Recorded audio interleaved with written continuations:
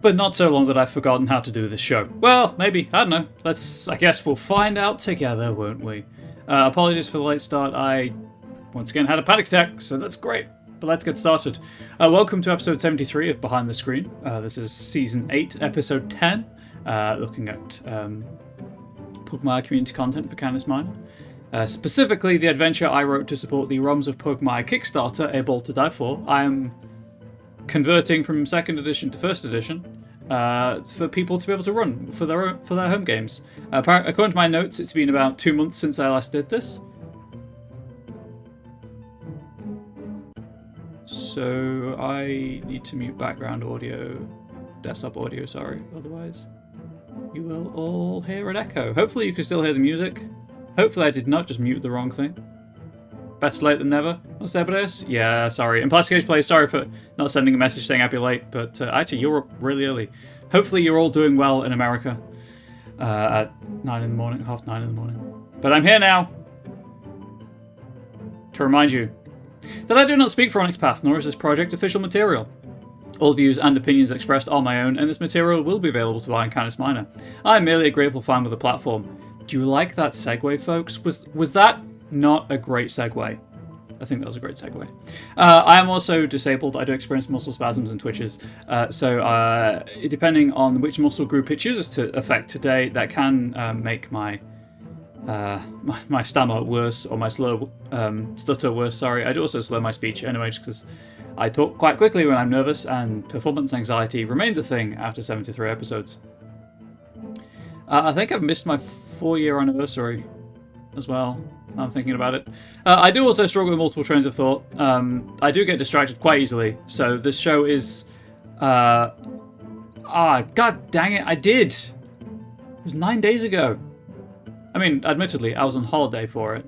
I was on holiday during the anniversary, but 4 years of the show! That's pretty cool. Travis hasn't fired me yet, so that's cool. Or tried to take control of the show from me. Please don't. Yes, but I'll try to finish one train of thought before jumping on to the next, otherwise there is every chance that I will forget what I was talking about and will never finish it. So I will try to acknowledge points raised in chat, but then I will finish what I'm talking about. Happy anniversary, thank you, I appreciate it. It feels good. It feels... I mean, I'm still not sure how much value I'm adding to anything, either people's lives, this channel, or, community content websites. But, I'm here anyway, doing my thing. No one else wants the time slot, so you're stuck with me. As usual, the show format will start with a recap of the Monday meeting notes, because I know that not everyone reads them, and sometimes, from personal experience, people put this show on in the background while doing stuff. So here is a little bit of an Onyx Path update for you. Monday meeting notes, obviously. The notes of the Monday meeting. Kind of, that's just redundant, really. Big news. Currently, there's a Kickstarter running. For once, I'm going to use the chat command. For Titans Rising and Titanomachy for Silent 2nd edition. Two source books for Titan play. Titanomachy, sorry. Has already been out for a while on drive-thru, but this is to fund a traditional printing run of it, is my understanding. So that's pretty cool. It's already funded, so if you back it, you'll get it. There's nothing else I could say about that, really. As of the time of writing the Monday meeting notes, there were less than $2,000 to go to achieve the Titans Rising digital wallpaper. There's also like a t-shirt that's been unlocked and all of that usual good stuff. There's been more than 2 weeks to go, so there's plenty of time to get in on that if you are waiting on payday. This Friday's Onyx Path cast features Dixie talking to David Castro and Kat Evans, who co-developed the book with Hiro Makota, who was interviewed last Friday for the Pathcast.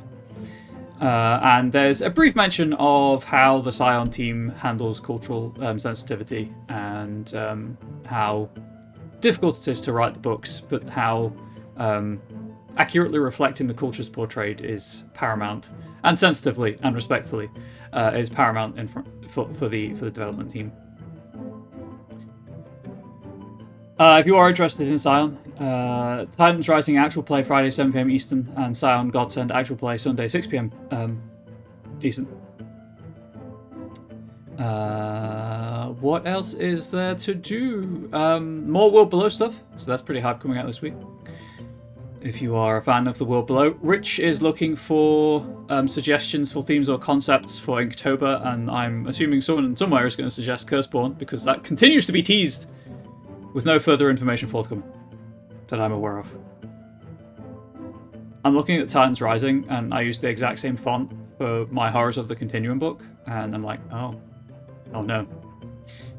Anyway, Kickstarter, go click back and throw money that you can at it. If you can't, don't worry, obviously. Schedule for this week. All of these times, as usual, are in Eastern Daylight, I guess EDT stands for.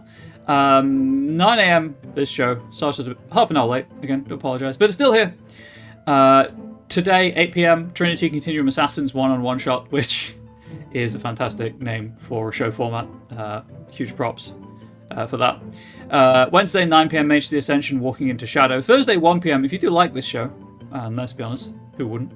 Travis is doing something very similar with Trinity Continuum Aeon on Thursday at 1 p.m. Also, I was looking... I caught sight of it while I was waiting for the show to go live, because I don't really pay attention to the pre-roll art. Like, I glance at it to check what's coming up, see if there's anything I'm interested in. But I don't really pay full attention to it, but it's just clicked that I'm pretty sure the art that Travis has chosen for that show is a prototype Easter egg. Anyway, the video game. Friday, 7 p.m, Titans Rising, actual play, for Sound Second Edition. Saturday, 9 p.m, Changeling the Lost Viva Las Vegas, which remains a great actual play title. And then Sunday, 6 p.m, Sound Godsend. Media highlight of the week. The Titans Rising kickoff video, obviously. Just a bunch of the writers and developers talking about the book when it went live on Kickstarter. Check it out. There's some big names there. Keep on scrolling, Ryan. Keep on... Oh, hi. Yeah, also, I'm Ryan, or Comrade Bubbles. I'll reply to either. I am in chat. Please do behave. I will swing the banhammer if I have to. Thankfully, so far, I have not yet had to. But, you know, someday it may happen. The Legacies of Earth supplement for Legend Lore is being released on Wednesday on Drathor RPG. And over on the Roll20 Marketplace, the Scarred Lands Creature Collection and Camp Murder Lake tokens are being added to the Roll20 Virtual Tabletop System platform thing. Conventions! GameHallCon, October 19th to 22nd, has Onyx Path listed as an exhibitor, and also Virtual GameHallCon for the sweet virtual games for people who cannot make it to GameHallCon. Attending as part of the Studio 2 booth at PAX Unplugged, December 1st or 3rd. Game night with Onyx Path Publishing is the last Friday of the month, and this month is obviously trying to highlight Sound Second Edition for the Titans Rising Kickstarter campaign. But it's any game lines are welcome all day long. Project status update. First draft, Trinity Continuum Aegis Atlas. That's a weird sentence to say. And Tasty Bit Trinity Continuum Adventure Laboratory. Manuscript approval, Branch Riders. Post approval development, Signed God Jumpstart. Editing, Earthbane The World Below, which is the second book in the Earthbane cycle. Proofing, Exalted A Murder in Whitewall. Art direction from Mike Chaney. Exalted 3rd Edition Exigence. Exalted 3rd Edition Sidereals. Exalted Essence Pillars of Creation. Exalted Essence 2 of Memory Jumpstart. Exalted Essence Deeds Yet Undone. Brackets Dirt Cheap. No idea. They came from the Cyclops' Cave, Scion Titans Rising, Trinity Continuum Player's Guide, Trinity Continuum Ether, Trinity Continuum Ether Jumpstart, Trinity Continuum with Great Power, which is the wrong Trinity Continuum Aberrant book coming out. I think that's an Aberrant book. I could be wrong. I'm biased. I wrote for a different one.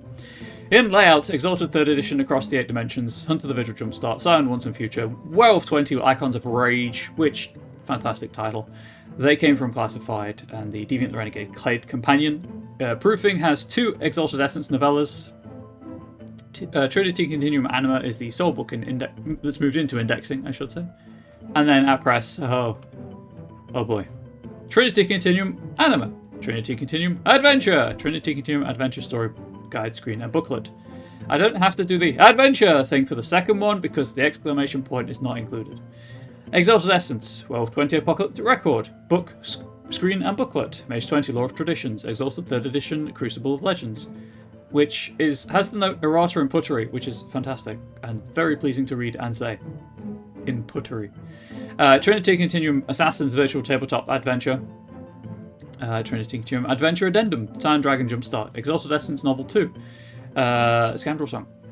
Mage 20 Lore of Traditions VTT set wallpaper, Exalted 3rd Edition Crucible of Legends VTT tokens, Exalted Essence VTT assets. Speaking of, if you have not seen the virtual tabletop, the streaming overlay for Essence, you're missing out. It's really cool, and it makes me happy that a TTRPG company is putting out official streaming overlays for their products, so that you can have your streams tie in with their products.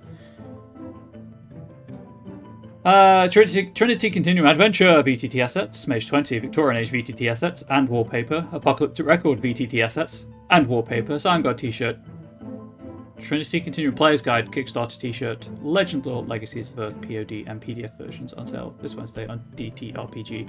And less a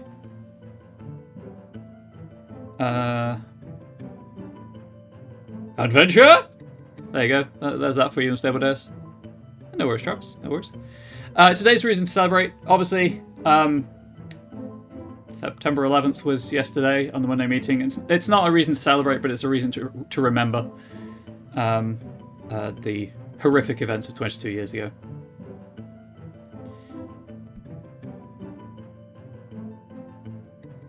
Right, I'm going to have a hydrate.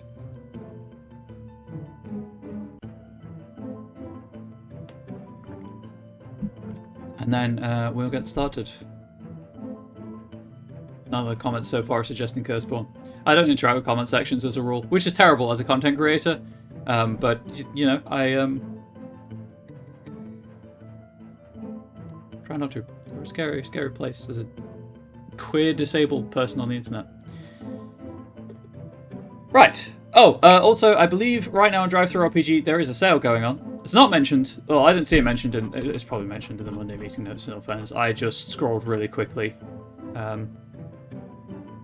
Yes, there is the super sale for the Supers Week. Aberrant is on sale as part of that. Trinity Continuum Aberrant, that is, I should say, for your superheroic needs in the Trinity Continuum. And if you're picking that up, and I'm totally going to do this because I can. Fortunately, there was little observance of yesterday's anniversary. Oh yeah, it's just one of those things. Because I can. It's my show. Here is something I wrote for Trinity Continuum Aberrant. It's really cheap. It adds 1 allegiance, 18 super science items, 7 new paths, 1 gift, and hopefully some stories ideas for your very own Trinity Continuum Aberrant games. It's my first piece of Aberrant writing. I think I've got the contract after that. Yes, so we'll go back over that at the end of the show, obviously, as is the norm. However, I'll be honest, chat. I went on holiday last week, and I was so burned out that, like, pretty much everything I've written for the past month and a bit, maybe 2 months, is a blur. So I just need to read what I did last time. I believe last time I explained my theory of how I design encounters. Obviously, this is all my own opinions on writing material for TTRPGs and running TTRPGs. Please do not let that stop you critiquing me. This is a community show, and I am more than happy for you to offer feedback on how I do things versus how you would do things. And obviously, please do feel free to ask questions and stuff in chat. I am monitoring chat, as you can probably tell from some of the responses I've been providing. And we can only get better at this hobby by learning from others. No one person is an expert, no matter what people and the internet and egos would have you believe. We can all learn something, however small, and it warms the cold, dead cockles of my heart to know that some people still use things they learned and approaches they learned from this show in their games to this day, and it is oddly touching. Yeah, so last time I went through my principles of encounter design, which basically, if I recall correctly, was basically Mostly should serve a purpose. It shouldn't just be a fight for a fight's sake. And if it doesn't serve a purpose, just use it as environmental storytelling to build on the world, rather than, again, just having it be there for a fight. And then just explained the building.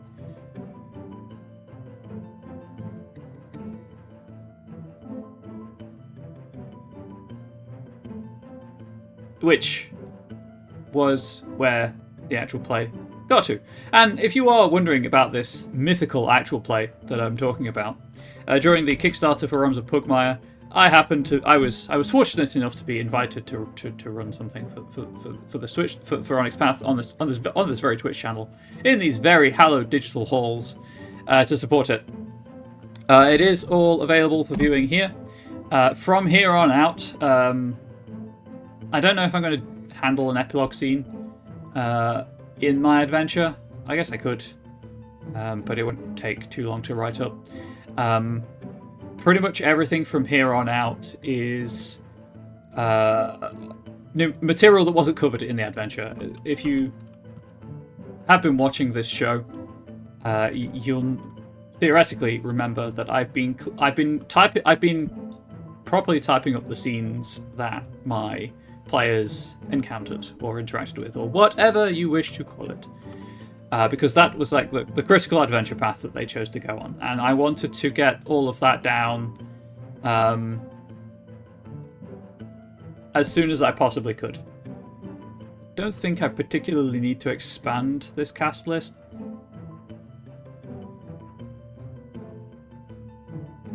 I do. I may expand some of the. So I'm seeing right now that in my notes I gave the nobles personalities, but not the serving staff, and that's on me. That's a bit of just bias on my part. Apart from the Afghan Hounds one and the Basset Hounds, I guess it's something I intended to do and then just forgot while I was doing it, because I don't typically prepare this much information, as much information in advance as I did prepare.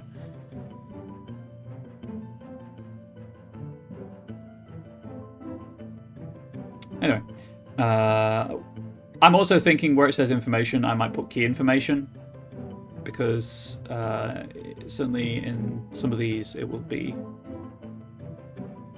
Well, no, I'll just leave this information. Anyway, so yes, encounter design. Let's talk today, because I'm here, so why not? 5 epilogue about wrapping things up, about achieving a satisfactory ending to your game, to your adventure, your campaign, whatever you want to call it. I don't know why I'm bothering to do these titles like this, because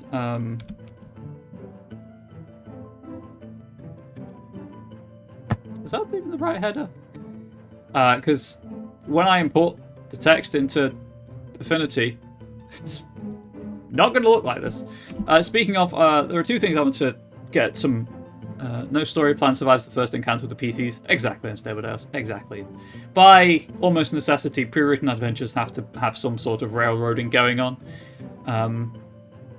Yeah, kind of trying to test the waters here. I've already asked one of these 2 questions on the Onyx Path Discord server, and which Nightbot has dropped a link for already. And I'll be asking the other one once the show is finished.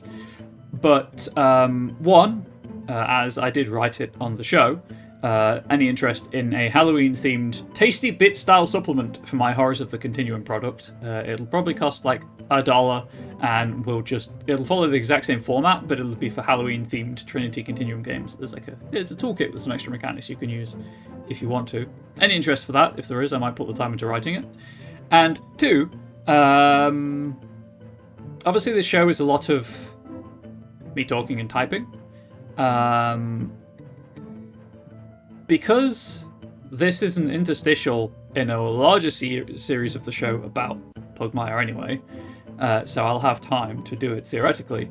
After I've gone through and edited this document, is there any interest at all in me doing one of these streams where I just talk, where I put it into Affinity and show people how to use Affinity? Affinity is a pay once for a license desktop publishing software. It's the equivalent of Adobe InDesign, but far cheaper. I'm not sure it would take a whole 2 hours. It might, because there's stuff I have to keep in mind. But sometimes goes a bit weird.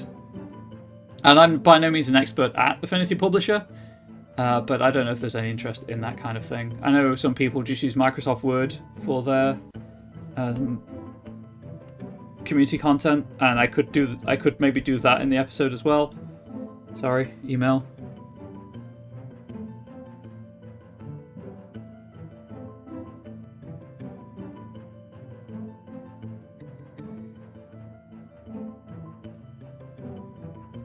The hustle continues, chat. The hustle continues. So I could show how to do it in Word. Word takes a while, but I guess that would be more practical from a hey, here's an intro to community content creation than anything else, because most people, I'm assuming, would be writing in Word. That's something I can think about and test the waters with on the Onyx Path Discord channel instead. And obviously, if you're watching this on YouTube, because some of these videos do occasionally get watched on YouTube, believe it or not, please do let me know in the comment section below. However, how to end a story. Obviously, I can only talk in broad strokes because every table is different, every player group is different, every story should be different. But obviously, a story, if told satisfactorily, let's say, does have an ending. I'm not saying that you shouldn't be one of these people that plays in the same campaign for like 20, 30, 40 plus years, which articles crop up on the internet every now and then about people who've been playing the same game for 40 years, and I'm like, more power to you. I'm done after 5. Stories end. Like it's a quirk of human psychology. We like a good ending to a story, and then you can start again. You can have a sequel, but that story usually is over. And a lot of the time, if you're writing an adventure for people to use, certainly if you're going with my beginner-friendly approach to adventure writing of a low-stakes scene to get people used to the dice rolls, an investigation scene to get people used to the role-playing and how to find clues and stuff, and then a big climax scene so that everyone goes out on a high. You'll be going out on a high. You can, of course, mix this around. I mean, my group just finished up Sundered Skies after 9 years, and that's fine. Like, if that works for you, that works for you. But my point is more that stories should end. Sometimes it's to the detriment of the story if you keep going past an end point. I'm thinking here of many, many television shows that get renewed after the writer's original plan has run out. Obviously, stories have different lengths, but there we go. But often you'll have a climax scene at some point, whether it's big fight, big debate, huge social event, what have you. There's some big thing that finishes the adventure, and then it's kind of okay, what now? Obviously, you don't always need an epilogue, but an epilogue is a good way of handling the what now. If you want to get really fancy, you can call it a denouement. But epilogue works well enough and is less pretentious. A spoiler, I call it a denouement mentally. And if you watch the playlist, we did have an epilogue because we finished with, I think, something like an hour to spare.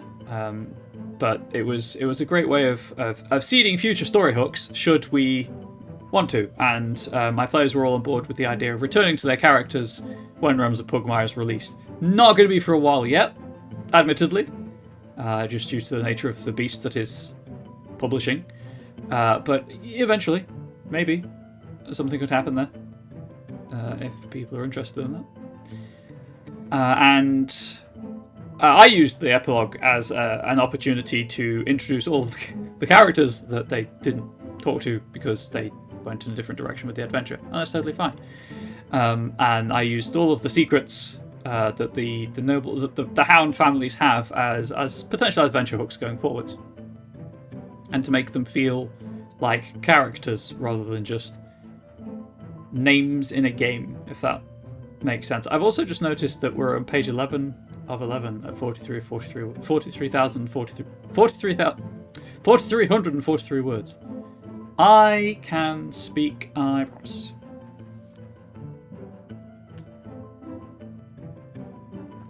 So, in that regards, an epilogue or denouement, as I say, can be used to do a couple of things. You can use it to set up a following story, as I did, with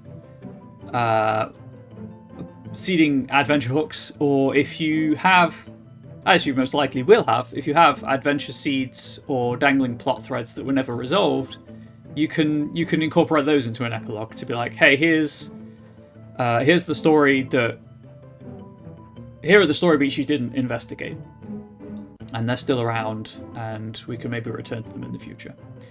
An alternative thing you can do for an epilogue is, of course, just here's what happens to the characters over the next insert time period here. This is what I did with my home game, because I knew that when we did a sequel campaign, which we'll get to eventually, that there would be such a large time difference and quite likely a large geographical distance that the dangling plot threads and adventure seeds probably wouldn't apply in any way, shape, or form. So I got my players to describe what happens to their character, because at the end of the day, it's their character. I'm not going to dictate what happens to them. And if there is anything that I think is going too far within the bounds of the narrative, let's say, I would, step in and correct them. Or if there's a misunderstanding about how the world works, I will correct them, or just incorporate it, as I did, into world canon, because it was cool. But yeah, so if you know that the next story you're telling is not related to the story that you've just told, let the players have free reign. Let them say what happens to their characters, any important relationships, any achievements or special recognition they're awarded for services rendered. And sometimes you'll find that if, like me, if you're writing, eventually, another campaign to be played in the same world, that the player buy-in helps. I mean, I'm obviously, throughout the entirety of this show, I've constantly talking about player buy-in and getting the players involved. This is, I think I've probably admitted this before, but it's fully a thing from Powered by the Apocalypse systems. I just like getting players involved in disclaiming decision making. I find that, for me at least, the story is better when the players are active participants rather than passive participants. And I know some groups handle this by having a rotating system of GMs. Sorry, that works too. That works for your game, for your group. I know that in my group, certain people are less comfortable GMing. Certainly the games that we play. So it's not really an option for us. But if it works for your table, hey, that's another way of getting everyone invested in telling a cool story, everyone building in the world, building on the established world lore, I should say, and telling making things better for everyone at the table. Also, of course, if everyone is invested, the pain points will become more apparent. If it's just there's a truism that you should never edit your own work, and hey, guess what truism I violate with all of my community content? Because you don't see the mistakes you've made, or you don't see all of the mistakes you've made, I should say. So it's definitely more likely for inconsistencies in world building, or problematic areas in world building. I'm just going to, straight out say it, problematic world building will appear, or will be more visible, I should say, if everyone is involved in the world building and the shared storytelling rather than just one person. Because sometimes there's this and thankfully we are moving away from it in the hobby, but there is certainly online, obviously, and take it with a grain of salt, it's online, but there is this thing of the GM knows all and you shouldn't question them. And I've come across that I came across that in a TTRPG that released, I'm not going to name names because there's some professional what's the Team Fortress thing? Professionals have standards. There's some standards I'd like to maintain. Discretion is one of them. I'm not going to name names, but it was very much the GM has all the power and is out to ruin the player's day, and it had bad vibes, which was a shame because it was kind of a large property game. And obviously there are stories periodically at the minute of con games where GMs are just doing truly awful and horrendous things because they feel like they can get away with it because they're the GM, and the players won't call them to task or hold them to account, and are surprised when players do. But again, with shared storytelling, that becomes slightly less of an issue because everyone's invested in the same storytelling and should theoretically feel comfortable enough to raise points before they become a major problem. And obviously you should still be using consent checklists and safety tools and all of that good stuff anyway. So highlight existing plot threads and adventure seeds, or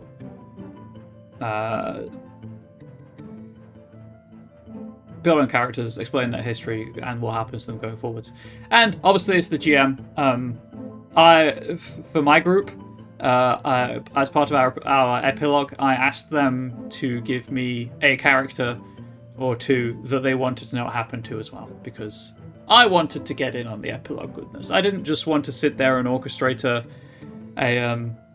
what happens to your characters. I wanted to be like, hey, here's some resolution for characters that I've portrayed in the world. Pick which ones you want me to explain about. And it went quite well. Side note, obviously, your current game is 3 total participants, 1 who GMs and 2 players, with the GM responsibilities rotating round robin and story arcs. And that's fantastic. And I'm assuming may have contributed to the... I'm assuming that could contribute to longer than usual campaigns. But it's a very different method which forces collaborative world building. Exactly. And there's... oh, gosh. Not what game is it? It's not Wildermyth. There's a video game. Wonder Home is a TTRPG about...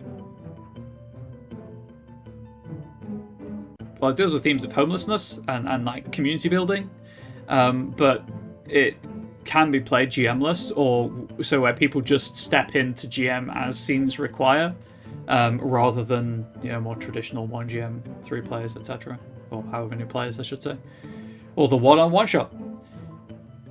With actually, thinking about it, specifically for Trinity Continuum Assassins, one-on-one shot is a very ominous title for a show. Very ominous. Campaign's only 2 or 3 years in, but with no signs of stopping. Exactly. And again, as long as everyone's having fun, that's fine. But even then, I assume the story arcs do end eventually, and it's just a load of smaller stories that contribute to one big one, rather than... I don't know. I just have mixed feelings on long games. Mostly because they're all long games of D&D, and I'm like, after a certain point, that's just... How is that fun? I personally don't see the attraction. But there we go. Anyway, back to the show. So I mentioned that I used the epilogue as a chance to do future story hooks and to flesh out the world building a bit more on stream. So there was no real obviously up here I've done commentary and then information and stuff. Please note, this is a combat scene, there is no information to learn from it, particularly. It's just all incidental.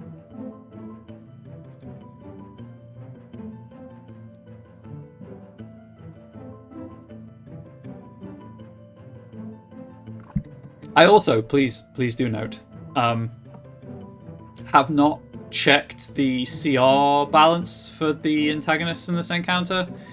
So please do please don't expect this to remain the same in the final version. I may tweak it slightly. It's been used some time. That's okay, so how we don't break other people's plot ideas in it. Sure, that'd be interesting. I'm always up for learning new ways of storytelling. Mostly because I then use them for my own role-playing games, but don't tell Onyx Path that I write my own role-playing games, because they might stop me. That's the secret between you and me, chat. Anyway, epilogue.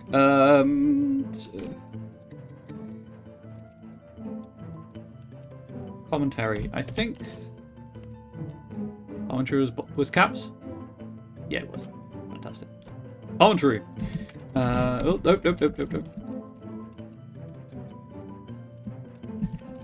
This scene was run partly because the AP ended early, with time left in the stream.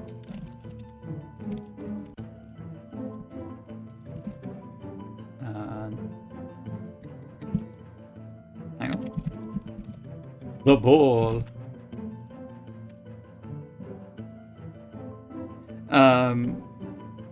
I wanted to see the potential adventure hooks for any future games should the opportunity arise.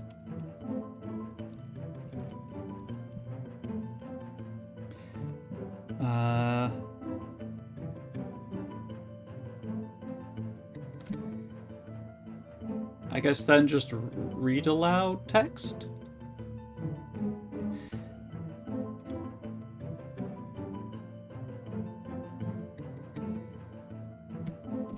Let's go with the ballroom has been hastily prepared in the wake of Labo. Labotor highlighted, hyphenated.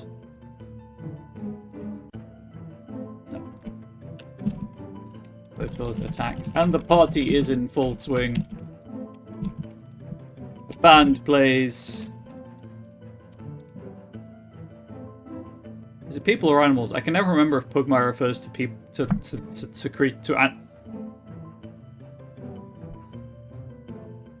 the uplifted animals as people or as animals. I'm just gonna put people now, and then I'll check it I'll check it when I'm editing. People talk. Chink of cutlery on.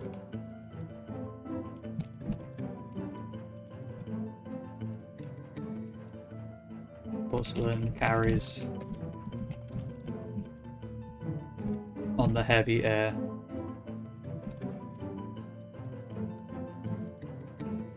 The atmosphere is one of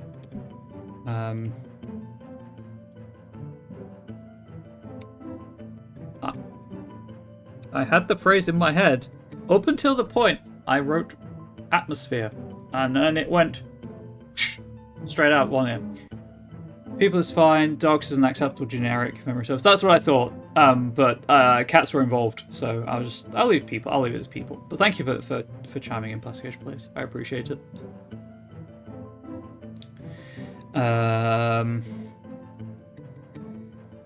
It's not gratitude. Oh gosh, everyone's happy to be alive still in the wake of a potentially dangerous situation with the Devil's Core exploding. Oh, my brain. I swear I write for a living. Well, yeah, I make some money from writing every now and then, is more accurate, I guess.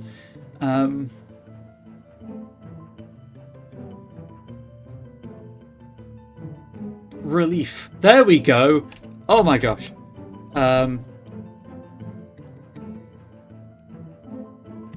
The atmosphere is one of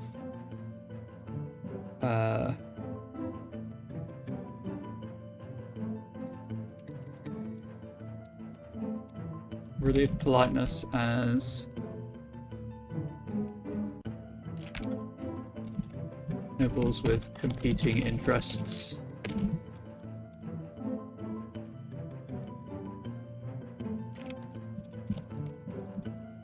talk in the wake of a potentially fatal disaster.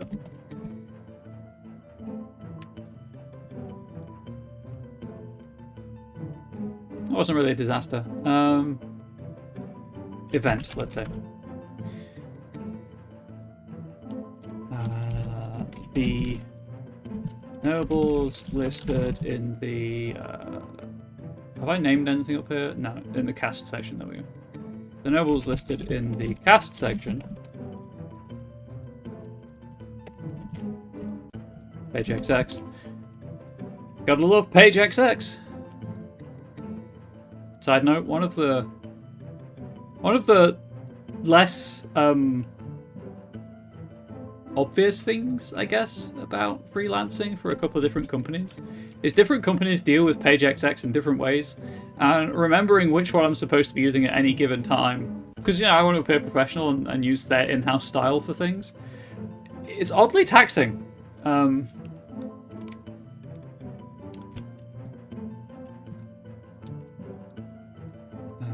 Beginning on Page XX are all present, and the characters can learn their secrets by eavesdropping.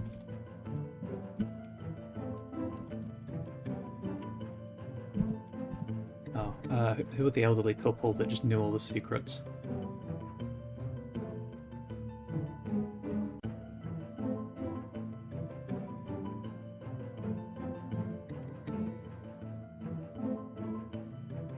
Oh, no, it was down here.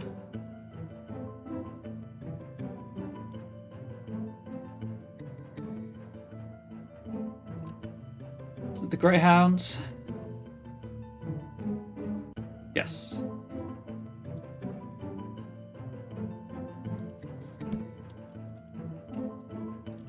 I have a friend in the Greyhounds.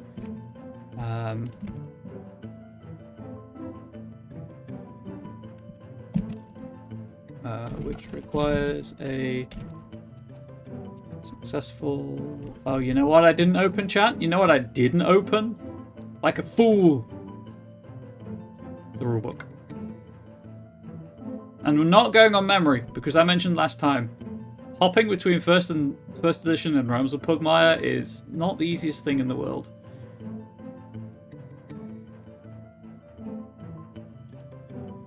Particularly, like, for a game I don't play terribly often. And I realise I'm talking myself out of more work with these admissions. Please don't stop hiring me. I love the work. The game is so cool.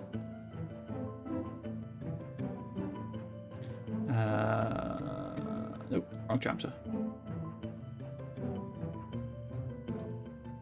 There we go. I found it, chat.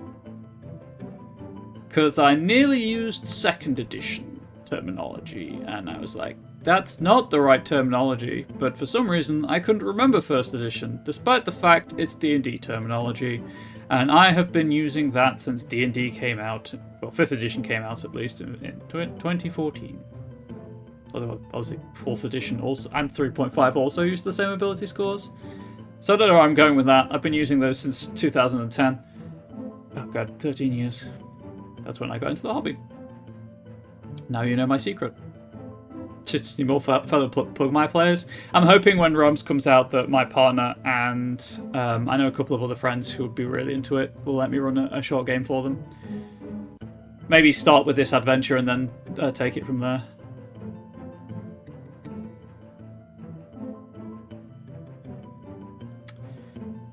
Sorry, I'm just scanning through the skills to see what would be most appropriate for this situation.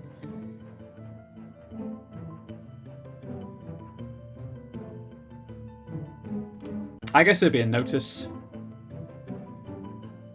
I guess it'd be a wisdom notice.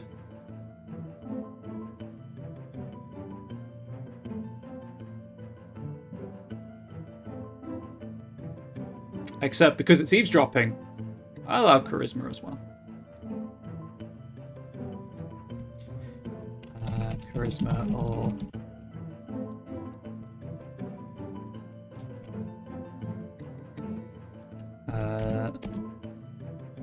If I've been capitalizing difficulty, I just want to do this for consistency's sake.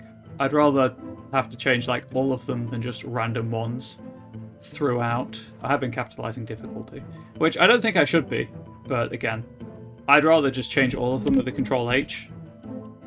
Dogs and really. Look, I already played. Oh, the game's not called Cthulhu, as far as I can recall, but the idea is you play as a cat in like a Cthulhu Mythos style game. That was pretty fun. But like four-legged cat, not Monarchy's cat. Let's say 14. Why not? Difficulty 14, Charisma or Wisdom Notice. Check. Or befriending the Greyhounds. Difficulty's low case. Yeah, that's what I figured. You know what? While I'm thinking about it, it's just because I've been writing. So, I guess humble brag. I've been writing for a bunch of 5e inherited systems, and they all use different styles. You know, obviously, because they're all for different companies. But just keeping them straight in my head is awkward, let's say. But that's the power of... Wait, what? Why did that... Oh. Huh. Interesting. I guess there are limits to Control H. Because it's not replacing... Oh, fine. That's something I'll do in editing.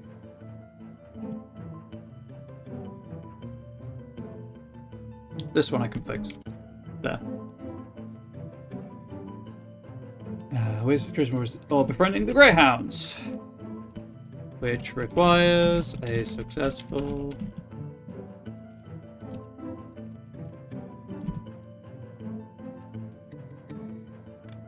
Let's make it slightly harder. Well...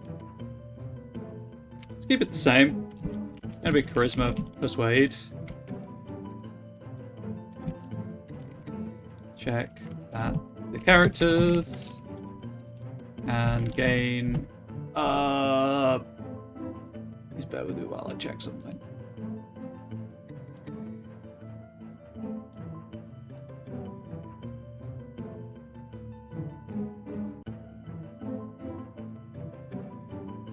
Yeah, that's what I thought. Now, Mr. Control H, allow me to introduce you to regular expressions. Ha ha ha ha ha ha. Control H usually works for most things, but I guess it doesn't work for changing cases. Which is fine. I'll just cry to myself off stream, don't worry about it. Rise a successful difficulty 14 Charisma. Persuade? I'm doubting that it's Persuade. I'm pretty sure it's Persuade.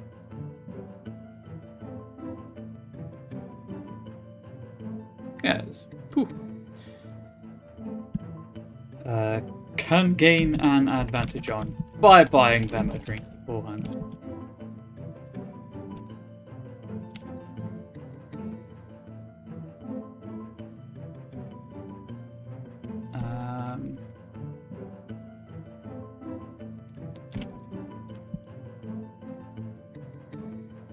I guess because it's technically information.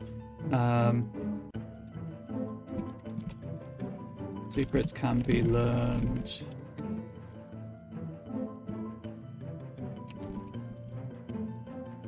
Together or spread out over the course of the event.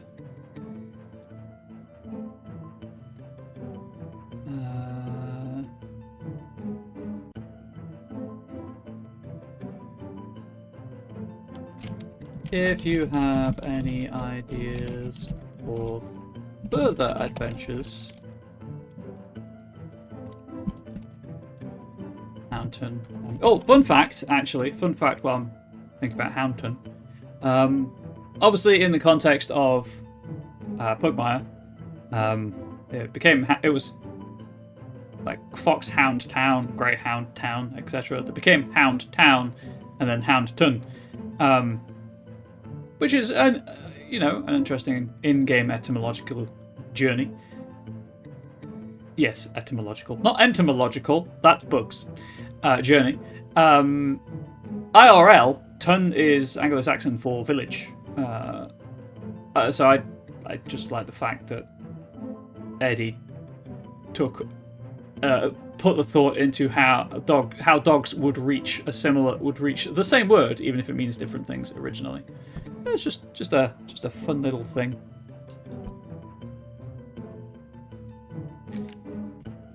Hampton or beyond, I should say.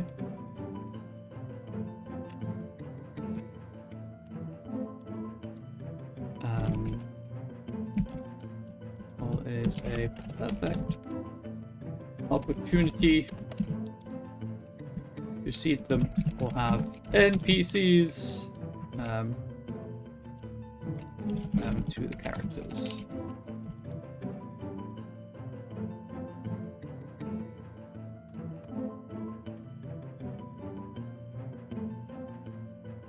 I guess tip.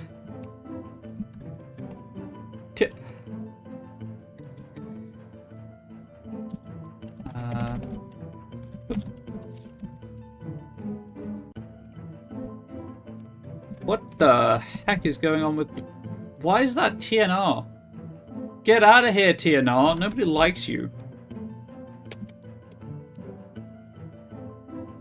Entomological, not etymological. Such a buggy transition. Heyo. Got a jokester in chat. There we go. That was weird. I don't know what happened there. Hashtag just weird things, I guess. If you are running this as a one-shot, simply using it as a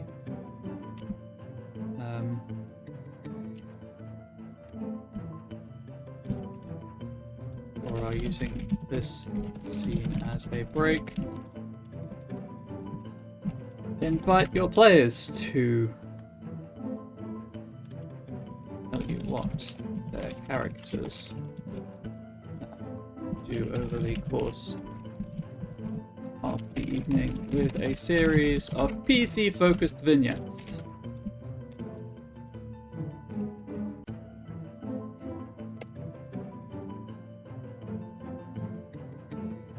This works better if they have uncovered some or all of the noble's secrets first, as it gives something to talk about / exploit if the mood takes them.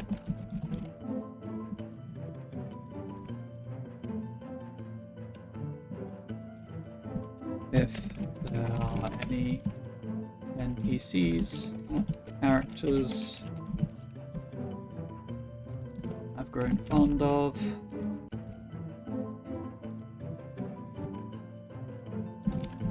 and want to interact with, have them present through whatever contrivance you feel.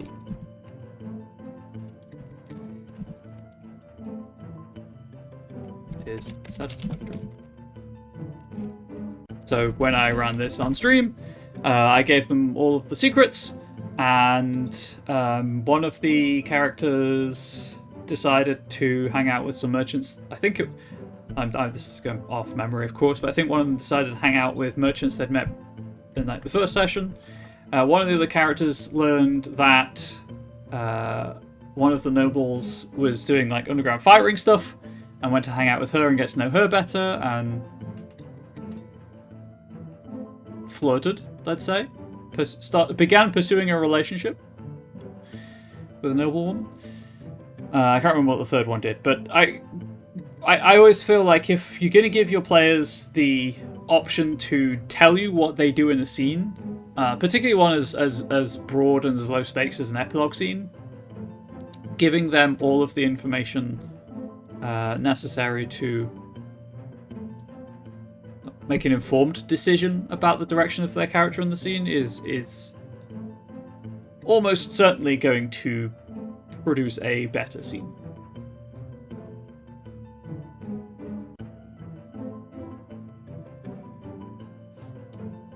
Obviously, your mileage may vary, as with all of this. This is just advice and things that I've found work. You may feel differently, of course.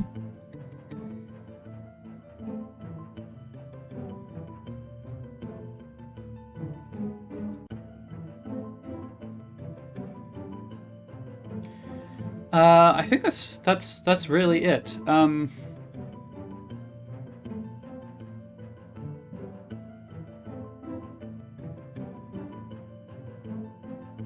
trying to think if there's anything else I need to add to this scene. I apologize, but obviously it's easier to think if I'm not talking.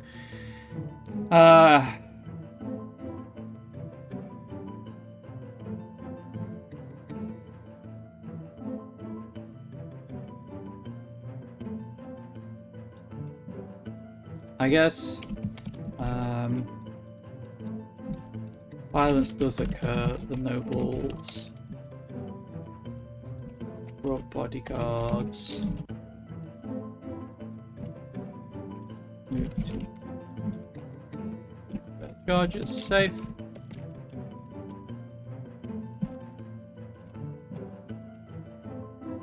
I guess with the town watch.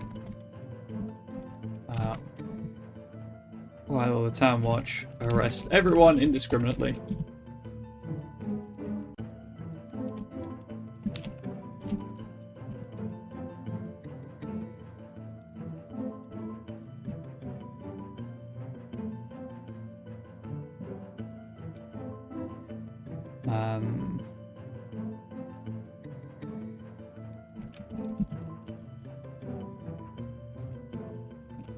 He has been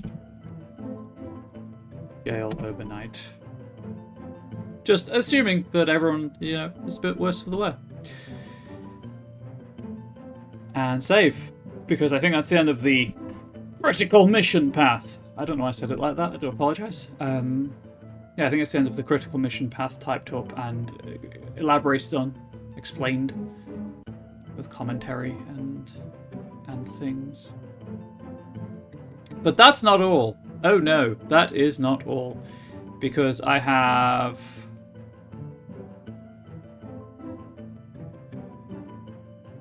1, 2, 3, 4, 5, 6 scenes to elaborate on, actually, because of the brawl down here. So I'm just going to start at the top of the book and work my way down.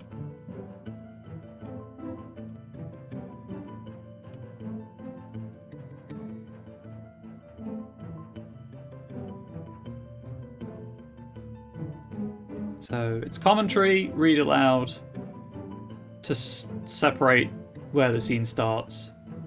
Okay, cool.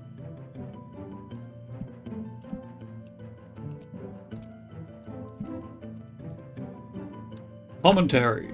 Bold. All caps. Oops, nope. Scene is intended to give the characters an introduction to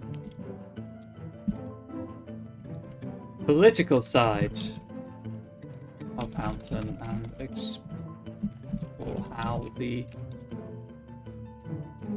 various noble families interact with each other.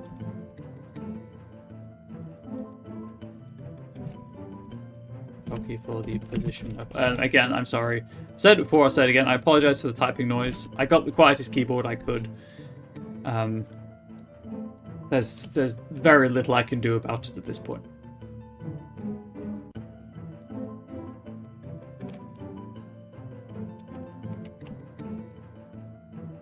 Nope. Please ignore anything you may have seen there. I don't think there's anything terribly NDA breaking, but I hit the wrong keyboard command. We should talk sometime. I don't usually build arcs in the same way you do. Mine are more hero NPCs with individual motivations and goals. Enjoy. Well, I think I've touched on this a little bit, but my approach to writing stuff for other people to use is very different to my approach to writing games that I'll be... Well, I say writing. My approach to preparing games, I guess, for personal use. It's very different. So for my game, for the... Just... as an example, for the 5-year level 1 through 20 D&D 5e campaign I ran, it's I use this example a lot because it's the longest game I've run so far, and it also kind of highlights my journey as a GM and writer in a way, because when I started it just after D&D came out, and apart from a couple of short campaigns, chronicles technically, because they were World of Darkness things, I'd never run a long game before. It was all just one-shots. So I very much approached it like I would approach a one-shot, where it was kind of like, here are the scenes that are probably going to occur in this session, and here are the characters that are probably going to occur in this session, and here is the information the players need to know by the end of the session. I'd learned very quickly that doesn't work for me. It's fine for one-shots, and that's how I approach... That's obviously how I'm approaching this, because I'm fleshing all of this out for people who... for people to use, like, because people aren't in my head when they're running their own games, and I want this adventure to be as usable as possible, so people can have fun in Pugmire. But very much when I'm doing my own games, I quickly abandoned that approach and very much fell back on the okay. Here is the NPC that the players are, let's say, foiling. For example, what is their goal? How far along are they in that goal? And how are they reacting to what the players are doing? And then just letting the player actions determine the story. Because that's just my preferred storytelling method. Again, it's player involvement. The players... Yeah, I'll plan, like, set pieces, but they're flexible set pieces that can be slotted in anywhere, or disregarded, as the case may be. My partner talked the big BBEG out of his schemes, which I'm really proud of her for doing, actually, but still. I put a decent chunk of time into planning a combat encounter for the climax of the entire campaign, and it was a role-play encounter instead, which was fantastic, and I loved every minute of it, but it was still the first thing I'd prepared in quite some time. But my preparation is more just at the start of every session. It was kind of like, okay, where are the NPCs in their schemes?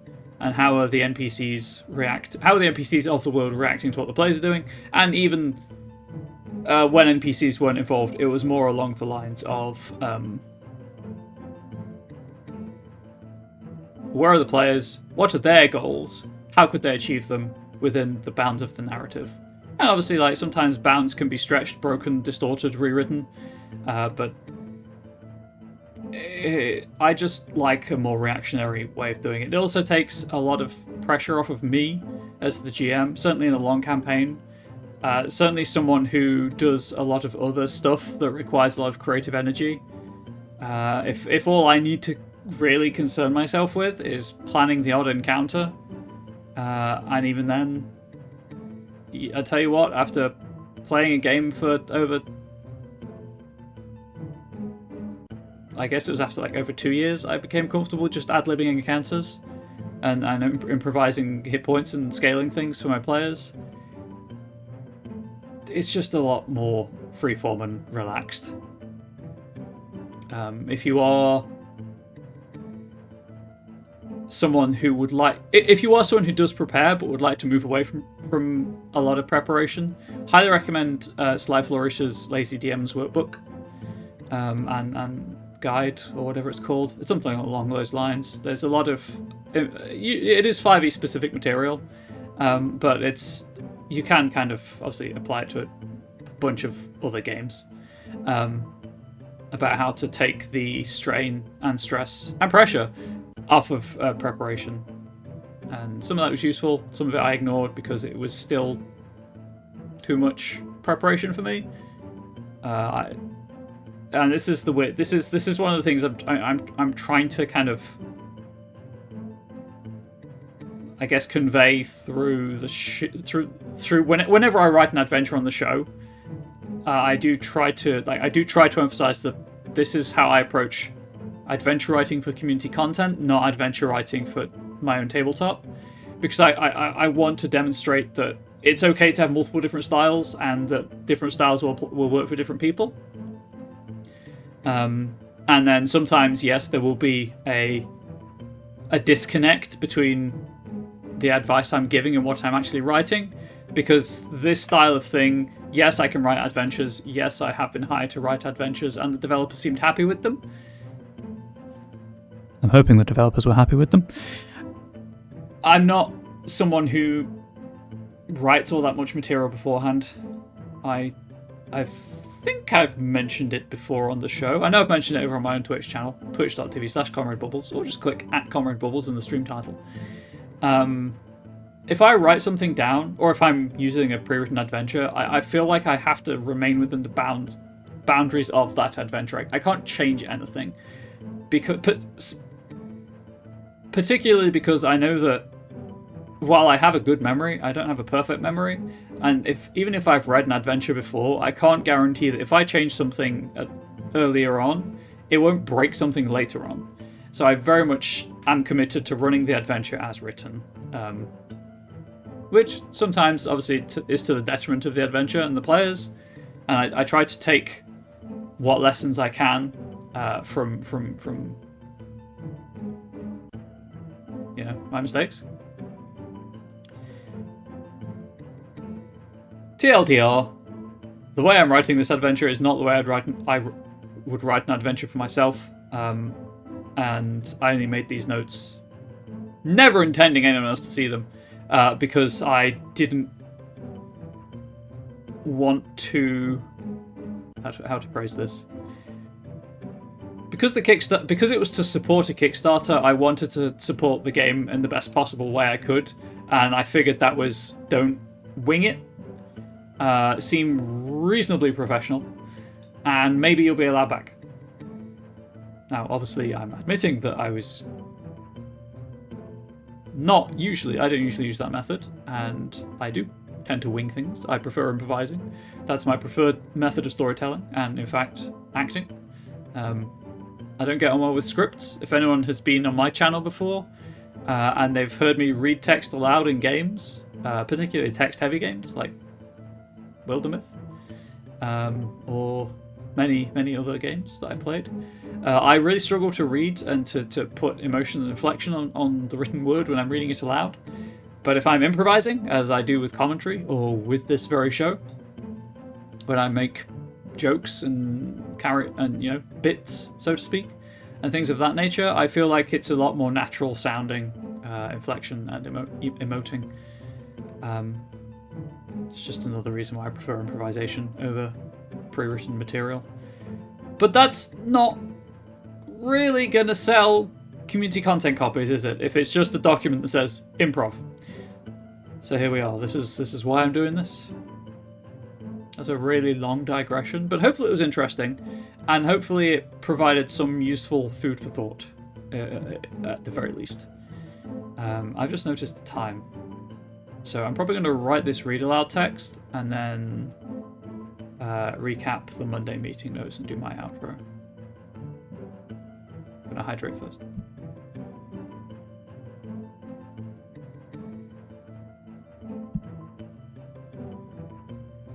Okay, so we're shown into a small but tidy office. Solid wooden desk sits in front of a window.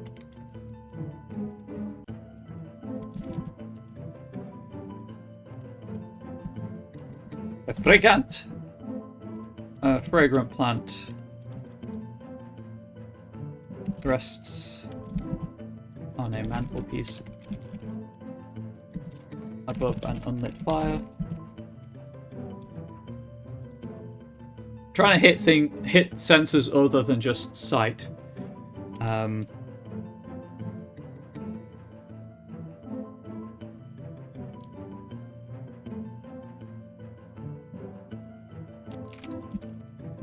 Sound of softly flowing water.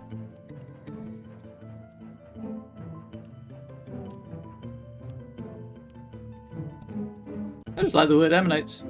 Emanates from a small plastic fountain. Just so much wealth on display here. On a low side table. Not only is it made of plastic, it's presumably magical as well. But if you're the mayor, you've got that sweet cash money to do such things with. Is Linda Foxhound described? I don't think I really described any of the characters in terms of physical appearance. I did not.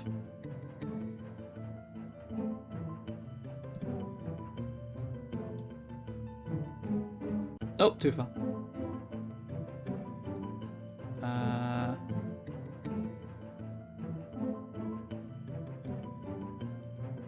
I also realised something.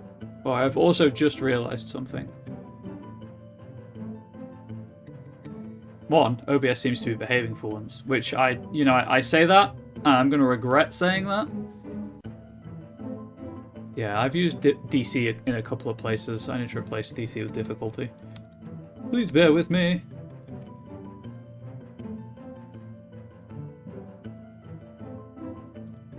Should be fine.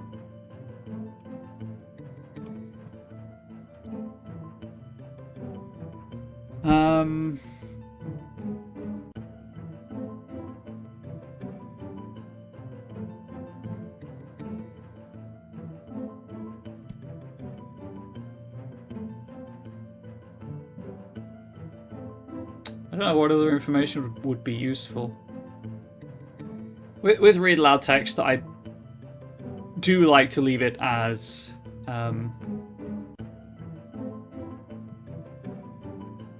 minimal as possible to not interrupt the flow of the game and not bog things down.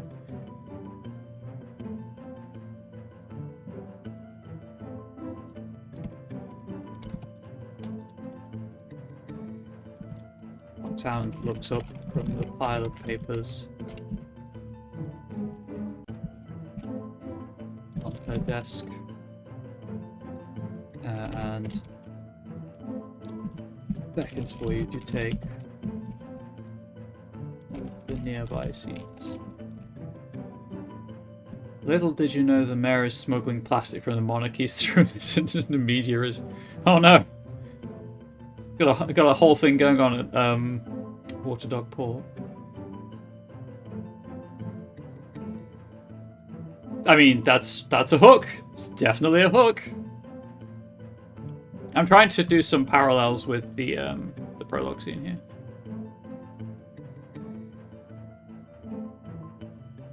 Like Molly is distracted,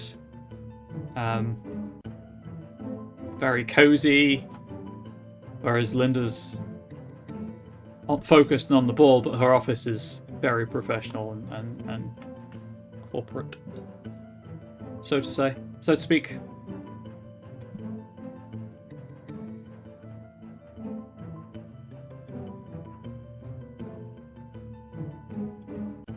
Okay, so location, mayor's office. Information, Linda Foxhound is looking for a discreet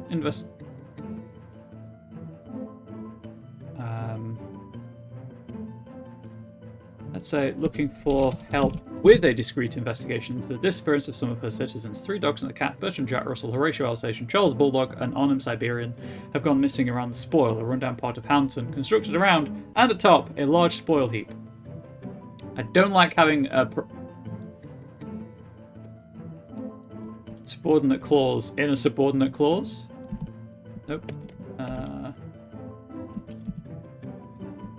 So we're gonna stick one of these bad boys in. Actually, no, what would work even better? I would put this here.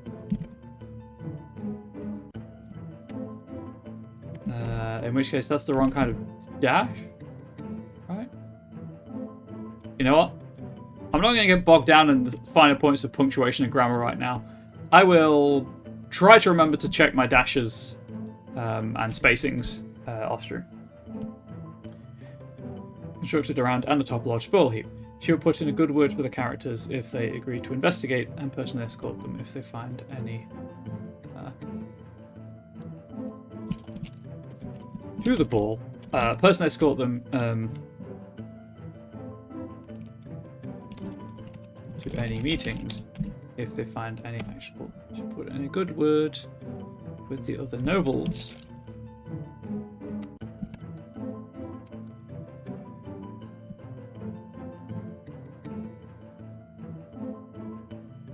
And personally escort them to any meetings if they find some actionable intelligence. Just replacing the word any there to avoid repetition in the sentence.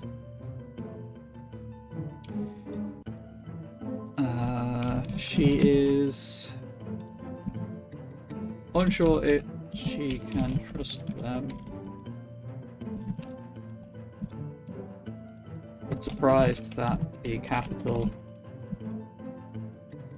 would send pioneers to help instead of think Inquisitors is capitalized. I'll check again. I'll go through and try to check everything for capitalization and whatnot when I edit this.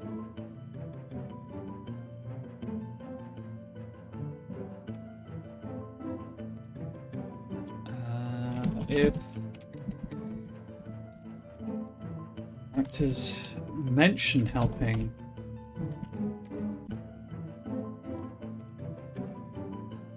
Spain and Hounds, she will. She knows nothing about their problem.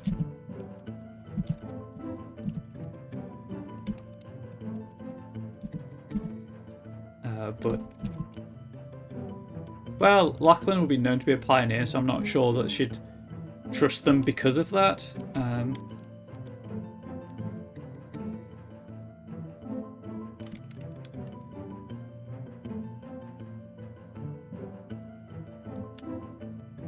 don't think she'd necessarily offer any additional resources. I guess she just knows nothing about what the Transylvanian Hounds are you know, what their problem is. But she will question the character's discretion.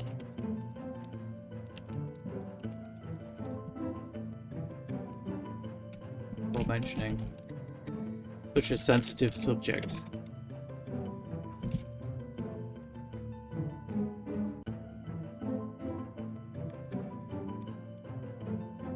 Nope.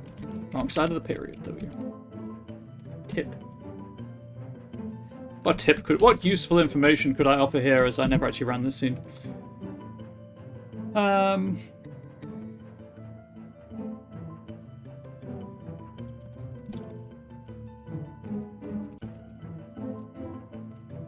Renders attitude in the scene. Change the balance of power. If she is desperate,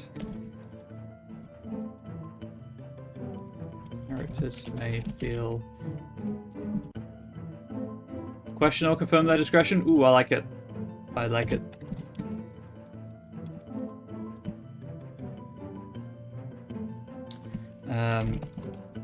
Some leverage over her to prove their reward.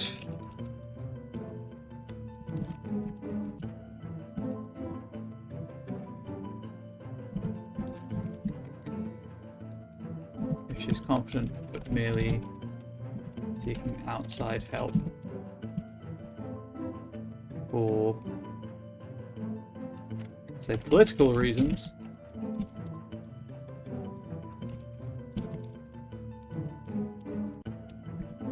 won't have any additional leverage.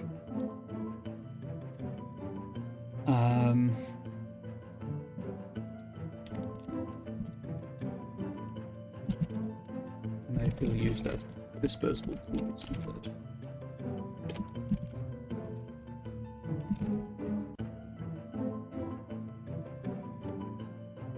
Because she's literally just using them.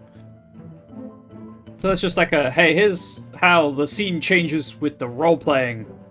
And obviously she may start as desperate and move one way, and or start as confident and become desperate, depending on how the conversation goes. But it's just, how things are handled. I haven't put any skill checks in, ability checks, in, purely because it's a plot hook. If the players go to this scene, they're gonna get the plot hook. They may want to use to improve their reward, and that's up to the GM's discretion.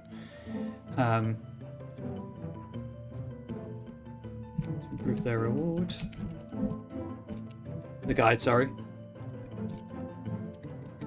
Nature and method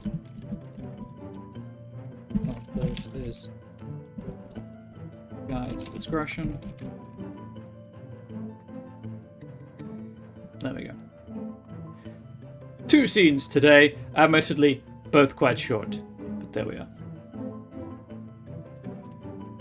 These intro scenes were never intended to be long, because with the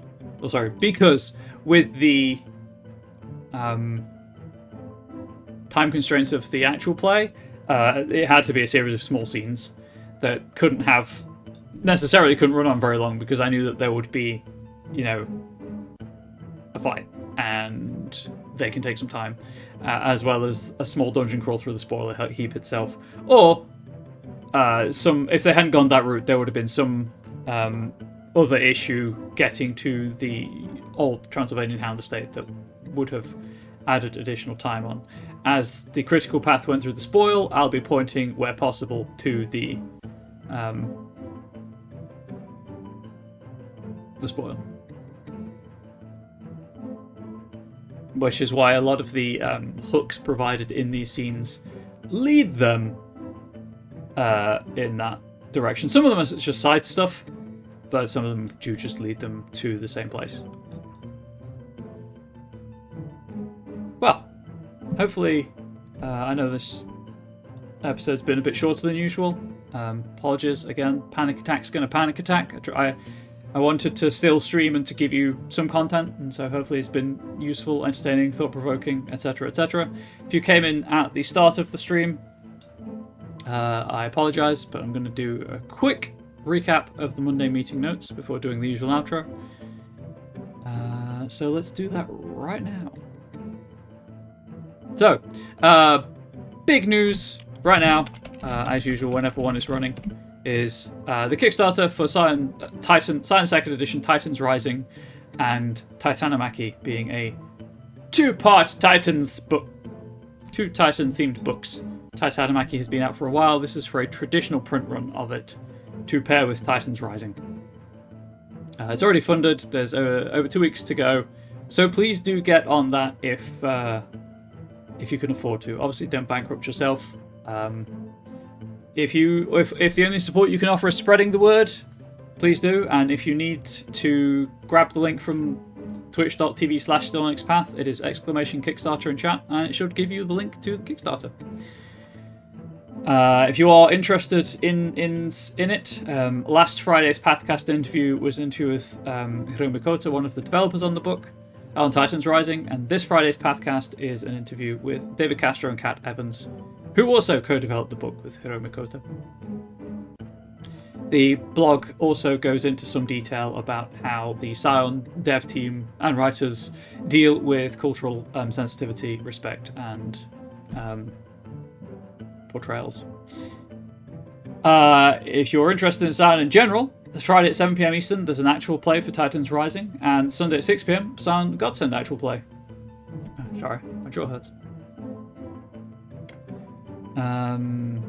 More World Below video content coming this week. A guided tour, apparently. Kickstarter I've touched on. This week, on this very channel, all of these times are in Eastern. The show, regrettably, is wrapping up shortly. Today at 8 PM, Trinity Continuum Assassins 1-on-1 shot, which again, great title, but quite ominous.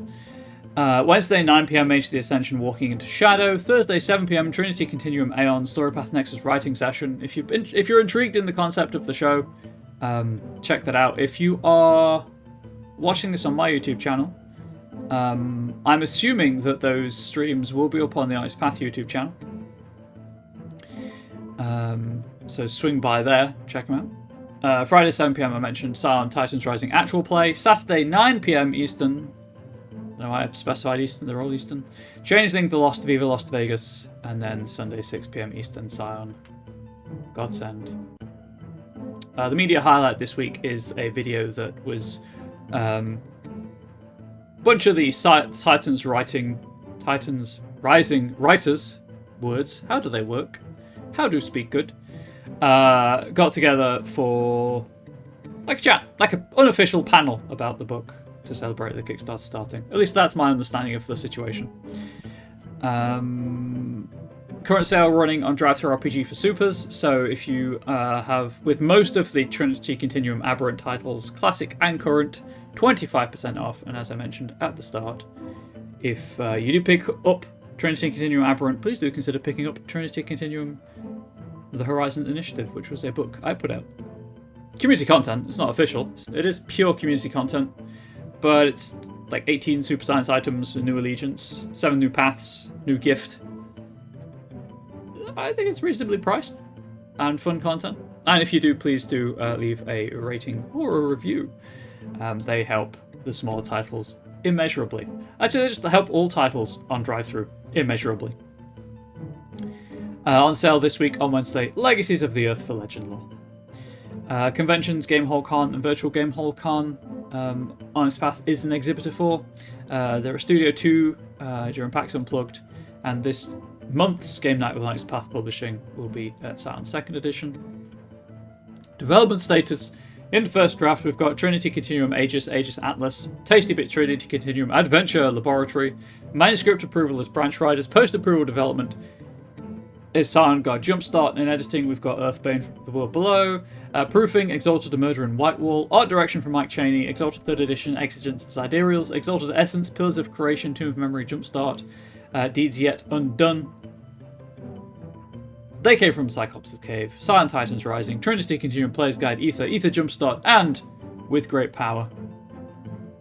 In layout, Exalted 3rd Edition Across the 8 Directions, Hunter the Vigil Jumpstart, Silent Once and Future, Werewolf 20, Icons of Rage. They came from Classified, Deviant the Renegade, Clade Companion. Side note, whenever I read DTR in this, and I know it's Deviant the Renegade, I always want to say DriveThruRPG. Don't know why. Well, I do know. It's because it's the same letters. Proofing, Exalted Essence, Novellas 1 and 3. Indexing, Trinity Continuum Anima. And at press, we've got Anima, Adventure, Book, Story Guide, Screen and Booklet. Exalted Essence, Werewolf 20, Apocalyptic Record, Book, Screen and Booklet. Mage 20, Lore of the Traditions. Exalted 3rd Edition, Crucible of Legends. Trinity Continuum Assassins of ETT Adventure. Trinity Continuum Adventure Addendum. Silent Dragon Jumpstart. Exalted Essence Novel 2. Mage 20, Lore of the Traditions VTT set and wallpaper, Exalted 3rd Edition Crucible of Legends VTT tokens, Exalted Essence VTT assets, as well as Trinity Continuum Adventure VTT assets, Mage 20 Victorian Age VTT assets and wallpapers, Werewolf 20 Apocalyptic Record VTT assets and wallpapers, Silent God Kickstarter shirt, Trinity Continuum Player's Guide Kickstarter shirt, and as I say, Legend Lore is out for sale on Wednesday. I should note also, there's a pause every time I read Trinity Continuum Player's Guide because it's acronymed as TCPG, and I'm classically conditioned, good old Pavlov, classically conditioned that if an acronym starts with TC, it's a They Came From game.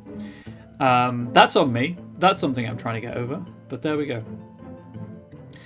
If you have missed any of the show, or simply want to rewatch it, I flatter myself thinking that someone might want to. It is available instantly, video on demand for subscribers, or you have to wait a week, unfortunately. After that week is up, you can watch it here on Twitch until it is deleted by the Twitch gods, or you can swing on by,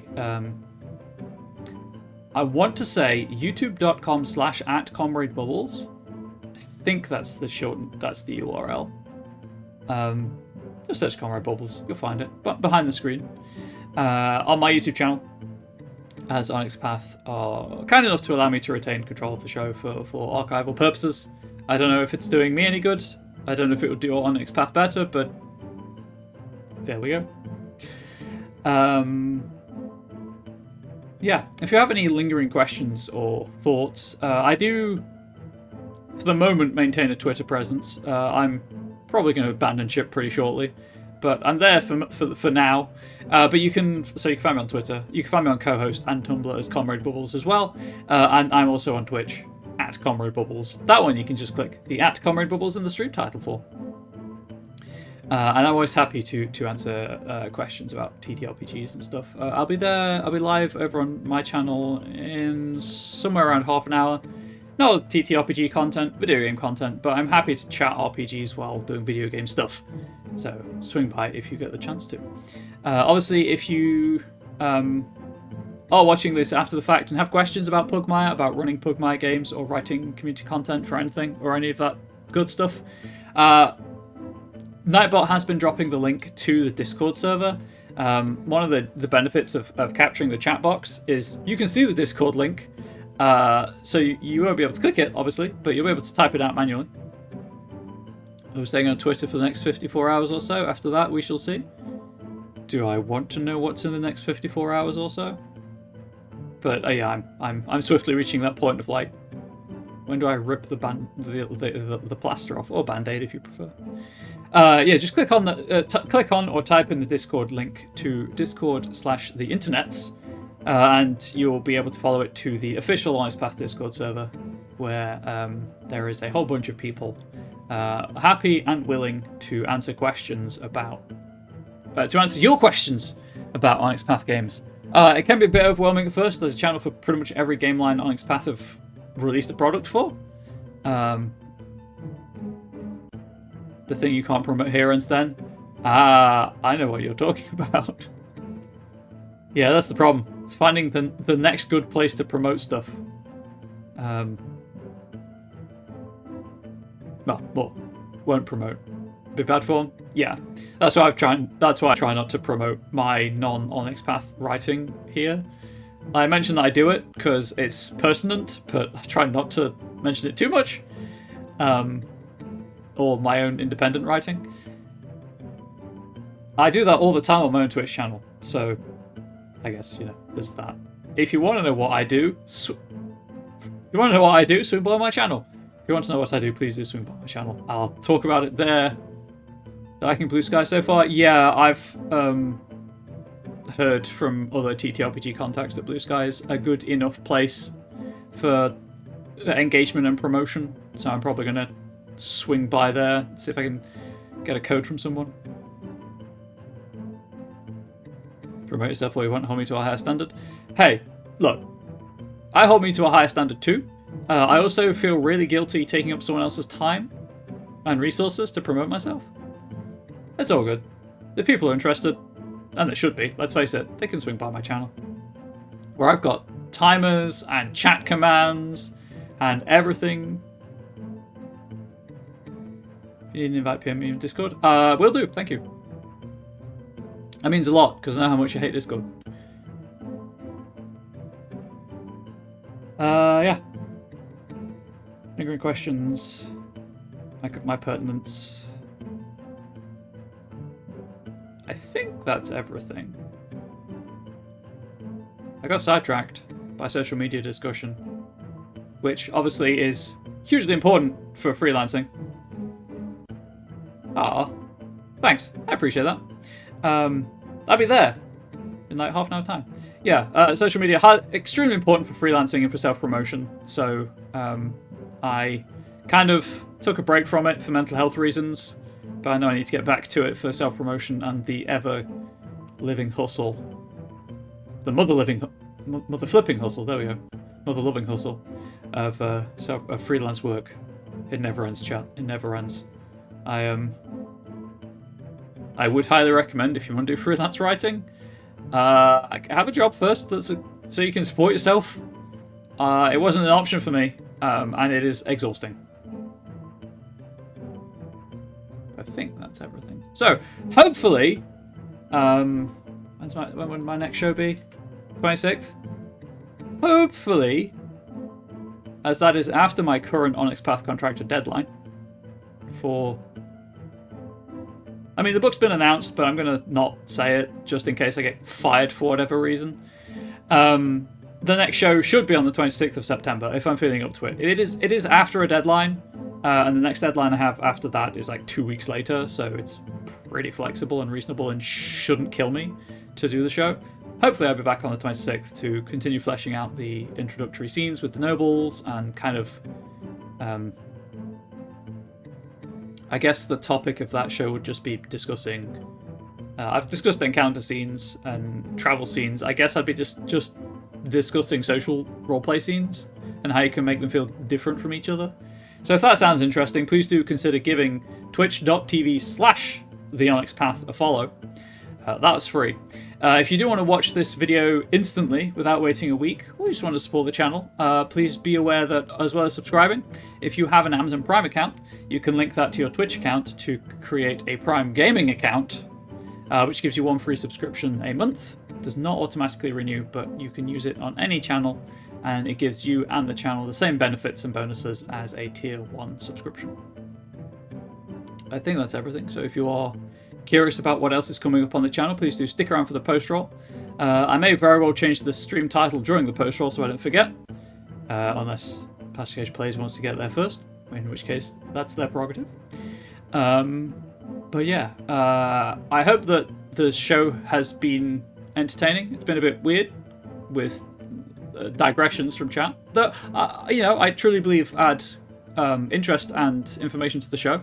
So I'm not saying please don't talk in chat. It's helpful when you do. It means that it's just not just me talking for 2 hours, or an hour and a half in this case. But until next time, please do stay safe, please do stay healthy, please do stay wholesome. If, for the love of all you hold dear, you are offered a booster for COVID, please get it. I cannot stress how worried I am about COVID still as a vulnerable person. And just people seeming to pretend it's not a thing anymore when it very much is. Please do get it. Also, flu jab season is coming out, or flu vaccine season is coming up. You don't want to get the flu. If you're offered a vaccine, please take it. It's not, by all accounts, a pleasant disease, influenza. But until next time, please do stay safe, as I've said. Please do stay healthy, as I've said. Please do stay wholesome, as I've said. Pet your pets. Tell them they're good pets, because all pets are good pets. And I'll see you around. Goodbye. Oh, I will be around for like 5 minutes or so while the post-roll rolls, so if you do have any questions, feel free to ask them. I say that while I'm buying time to find the right scene in OBS. I found it.